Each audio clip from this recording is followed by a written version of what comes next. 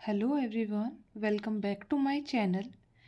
आज हम स्टार्ट करने जा रहे हैं again a new topic that is ageing and senescence. ये जो टॉपिक है वो डेवलपमेंटल बायोलॉजी से रिलेटेड है।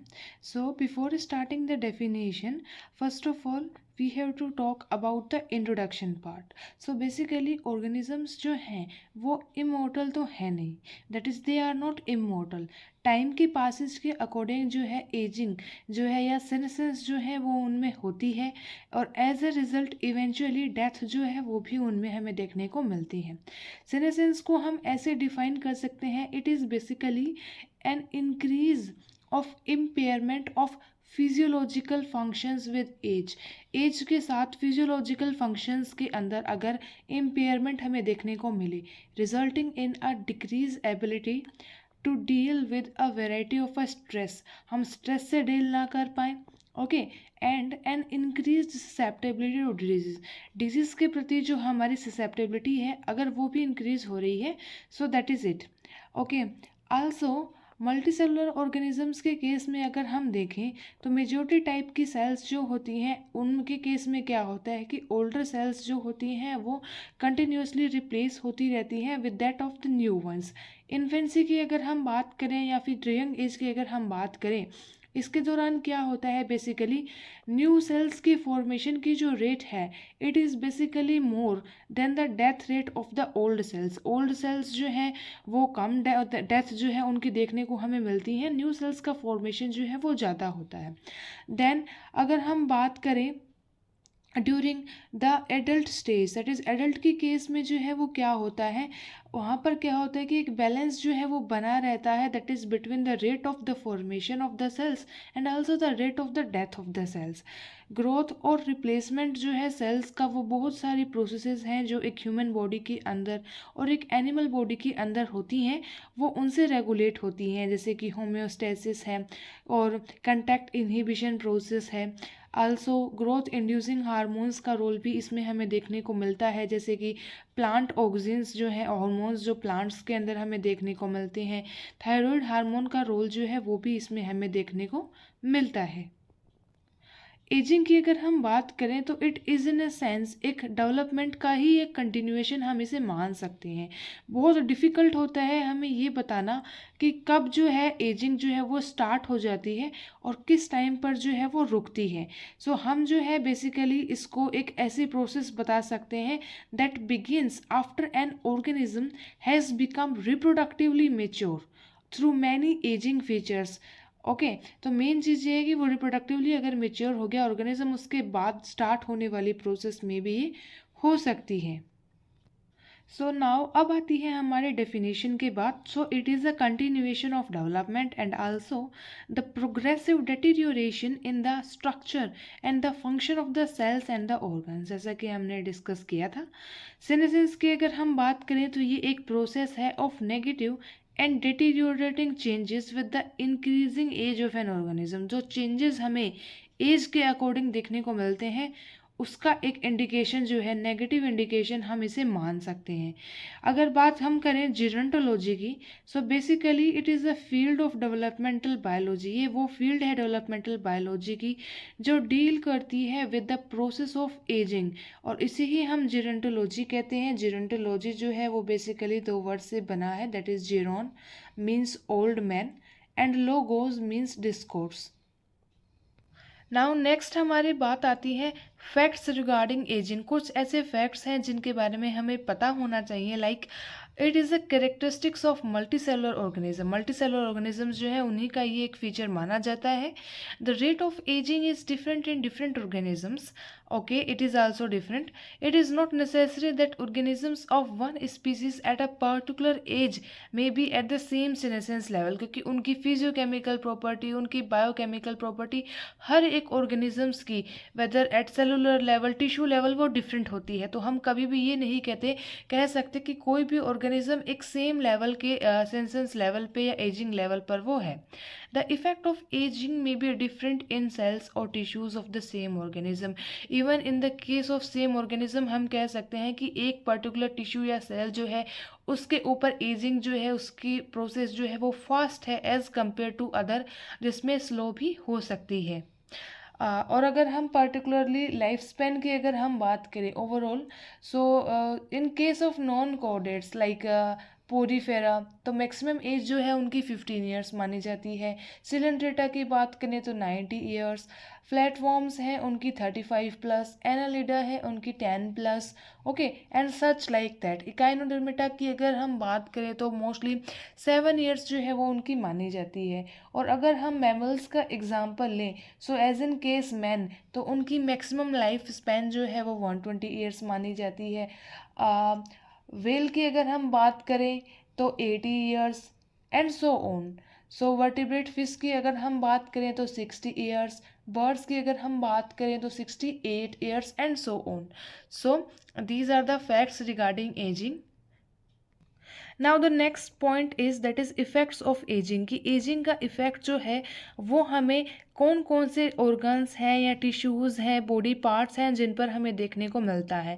तो कुछ ऐसे चेंजेस हैं जिन्हें हम सिस्टमेटिक या ऑर्गेनिज्मल चेंजेस कहेंगे। दैट इज़ स्किन में अगर चेंज है, टीथ अगर डिके हो रहे हैं, हेयर के अंदर आपको चेंज देखने को मिल रहा है, that is greying of hair. CNS central nervous system में आपको अगर चेंज दिख रहा है, change in the CS, change in digestive system, change in immune system, effect on MS, and effect on RS, that is reproductive system. Then कुछ extra cellular changes जो हैं वो भी हमें देखने को मिलते हैं। सब सेलुलर चेंजेस हैं जो कि जिनका इफेक्ट हमें DNA, nucleus, telomeres, proteins, plasma membrane, mitochondria, endoplasmic reticulum और राइबोसोम्स, लाइसोसोम्स, एजिंग पिगमेंट जो है उनमें हमें देखने को मिलता है। And at last that is the molecular and biochemical changes, जो कि क्रोमैटिन में हमें देखने को मिलते हैं, एंजाइम्स में हमें चेंजेस देखने को मिलते हैं, प्रोटीन्स में हमें चेंजेस भी देखने को मिलते हैं। तो सबसे पहले हम बात करते हैं सिस्टमेटिक चेंजेस की, that is changes in skin. As we know, young age में जो है हमारी स्किन काफ़ी ग्लोई होती है, टाइट होती है। एजिंग के साथ साथ स्किन जो है वो लूज होने लग जाती है, उसमें रिंकल्स आ जाते हैं due to change in the collagen protein. So main role जो है वो कोलेजन प्रोटीन का यहाँ हमें देखने को मिलता है। Then second one is decaying of teeth, that is with aging teeth starts decaying and ultimately वो गिरने स्टार्ट हो जाते हैं। ये हो सकता है due to the wear and tear of oral hygiene, क्योंकि काफ़ी जो है ईयर्स तक हम टीथ्स को है बेसिकली यूज़ में लेते हैं, तो ओरल हाइजीन जो है वो डिस्टर्ब तो होती ही है। And man is the diphyodont, man के अंदर जो है मतलब ह्यूमंस में मेनली डिफियोडोंट टाइप के टीथ जो है हमें देखने को मिलते हैं, और that is the temporary ones and the permanent teeth are there. Next one is the changes in hair, that is man के अंदर अगर हम बात करें, हेयर जो है वो वाइट होने लग जाते हैं due to the loss of pigment. Melanin pigment जो है वो उनमें नहीं पाया जाता। So hair is also start falling and this condition is called alopecia, hair गिरने भी स्टार्ट हो जाते हैं। Then changes in the central nervous system with aging, memory loss जो है वो इंक्रीज होती है as we know, and the ability to learn वो भी डिक्रीज हो जाती है। नर्व सेल्स जो है उनका नंबर भी कम होने लगता है, और डिवाइड होने की जो एबिलिटी है वो भी डिक्रीज होने लग जाती है। सेंट्रल सिस्टम की अगर हम बात करें तो सर्कुलेटरी सिस्टम की अगर हम बात करें, सो एजिंग के साथ साथ जो इलास्टिसिटी है आर्टरीज की और वीन्स की वो डिक्रीज हो जाती है। कोलेस्ट्रॉल जो है वो आपका स्टार्ट हो जाता है accumulating in the walls of the blood vessels. Actually there is a miss spelling of cholesterol here, so please correct it. So क्या है कि वॉल्स जो है ब्लड वेसल्स की वो एक्यूमुलेट, उसमें कोलेस्ट्रॉल एक्यूमुलेट होने लग जाता है, resulting in the lumen of the vessels वो काफ़ी नैरो हो जाता है, और इसी जो प्रॉब्लम को हम आर्थेरोस्क्लेरोसिस जो है वो भी कहते हैं। Due to this BP also increase of vessels, vessels में जो है वो BP जो है वो भी इंक्रीज हो जाता है। Next one is the changes in digestive system, that is which aging digestive secretions जो होते हैं वो रिड्यूस हो जाते हैं। So appropriate enzymes are not available to digest the food, resulting क्या है कि डाइजेस्टिव सिस्टम जो है वो काफ़ी वीक हो जाता है। अगर हम इम्यून सिस्टम में चेंजेस की बात करें तो एजिंग के साथ साथ इम्यून सिस्टम भी वीक हो जाता है, बिकॉज B और T लिम्फोसाइट्स जो है उनका प्रोडक्शन जो है वो डिक्रीज़ हो जाता है। एंड एज वी नो कि ये जो है हमारी रेजिस्टेंस को इंक्रीज़ करने में हेल्प करती हैं, तो रेजिस्टेंस पावर जो है वो बॉडी की डिक्रीज़ हो जाती है। Is that is the effect on the muscular system. So muscular system की जो स्ट्रेंथ जो है वो इंक्रीज होती है basically up to 30 to 35 years of age, and then इसकी जो है डिजनरेशन जो है वो स्टार्ट हो जाती है due to the biochemical changes जो कि मसल फाइबर्स में और जंक्शंस में अकर होती हैं। Then next is the effect on reproductive system. So again with aging many changes that occurs in male and female. There's such like in female case menopause happens, secretion of estrogen and progesterone जो वो काफ़ी reduce हो जाता है, gradually वो reduce होता है, अचानक से ही उसका जो amount है वो decrease हो जाता है at the age of 45 to 50. Okay. So actually what happens in case of menopause, resulting all the follicles of the ovary are consumed by this age and menstrual cycle stop हो जाती है, इस stage को ही हम menopause कहते हैं। The next condition is progeria, that is it is a human condition leading to a severe retardation of growth in the patient as young as 9 years of age। एक rare type के disease है जिसमें patients जो होते हैं वो before time जो है वो ओल्ड दिखने लग जाते हैं, seems like 60 to 70 years old. एक 9 साल का एज का बच्चा जो है वो आपको 60 to 70 ईयर्स अगर दिखने लग जाए। Next is the Werner syndrome, ये डिस्कवर किया गया था ओटो वर्नर के द्वारा 1904 में, इसे पेंजीरिया भी कहा जाता है। This syndrome is produce due to the helicase enzyme के अंदर एरर के कारण जो है ये सिंड्रोम हमें देखने को मिलता है। Next is the Hutchinson Gilford syndrome. So ये बेसिकली हचिनसन ने इसे डिस्कवर किया था 1886 में। इस केस में क्या है basically child start getting older from 1 year of age, 1 year से ही उसमें जो है वो स्टार्ट हो जाती है। Patient dies due to heart failure. Extra cellular changes की अगर हम बात करें तो इस extra cellular spaces possess collagen, elastin, mucopolysaccharide, glycoproteins जो क्या है हमारी ह्यूमन बॉडी का 40% पार्ट बनाते हैं। सो इन यंग ऑर्गेनिजम्स कोलेजन जो है वो परमिएबल होता है, फ्लेक्सिबल होता है, सॉफ्ट भी होता है, सोल्यूबल भी होता है। तो due to this diffusion of food and oxygen to cell supply properly, but when जब कोलेजन जो है वो काफ़ी रिजिड और इनसोल्यूबल बन जाता है, इम्परमिएबल हो जाता है, तो काफ़ी दिक्कत आती है ऑक्सीजन को और फूड सप्लाई को एक सेल के थ्रू पास होने में। एंड एट लास्ट अगर हम सब सेलुलर चेंजेस की बात करें सो बहुत सारे सब सेलुलर चेंजेस भी जो है एक सेल के अंदर ड्यूरिंग एजिंग जो है वो हमें देखने को मिलते हैं, that are as follows. Such as DNA. So with aging, DNA also changes resulting in replication, transcription and recombination of DNA वो काफ़ी slow process हो जाती है। DNA की stability as a result decrease हो जाती है। न्यूक्लियस की अगर हम बात करें तो वो shrink होता है, stain deeply as well as ratio जो है न्यूक्लियोप्लाज्म का और साइटोप्लाज्म का वो भी उसमें काफ़ी चेंज में आ जाता है। माइटोकॉन्ड्रिया की अगर हम बात करें so with ageing the number and the size of the mitochondria वो डिक्रीज हो जाते हैं। कार्बोहाइड्रेट मेटाबॉलिज्म की जो रेट है और रेस्पिरेशन की रेट है वो भी अफेक्ट होती है as that of aging. Endoplasmic reticulum and ribosomes की अगर हम बात करें so the number of ER and or cisternae decreases in the old cells resulting in the number and the activity of ribosome जो है वो भी reduce हो जाती है। लाइसोसोम्स भी जो है वो क्या है एजिंग के साथ साथ ऑटोलाइटिक एंजाइम्स जो हैं वो रिलीज होते हैं लाइसोसोम्स में जो कि हार्मफुल होते हैं इंटरनल ऑर्गेनलीज के लिए। प्रोटीन्स की बात करें तो एजिंग के साथ क्या है फॉल्टी प्रोटीन्स जो हैं वो बनने स्टार्ट हो जाते हैं। सोल्यूबल प्रोटीन्स या एंजाइम्स जो हैं वो इम्पेयर्ड हो जाते हैं या इनफंक्शनल नॉन फंक्शनल हो जाते हैं and the failure of regulatory proteins जो है वो भी हो जाता है।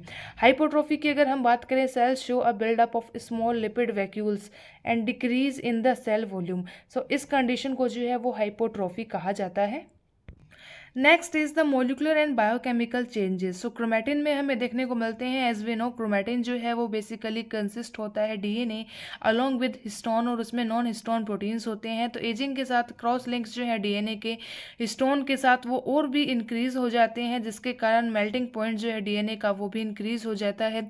सो डीएनए जो है वो अच्छे से फंक्शन नहीं कर पाता as a template of synthesis, resulting process of DNA repair जो है वो भी रिड्यूस हो जाती है।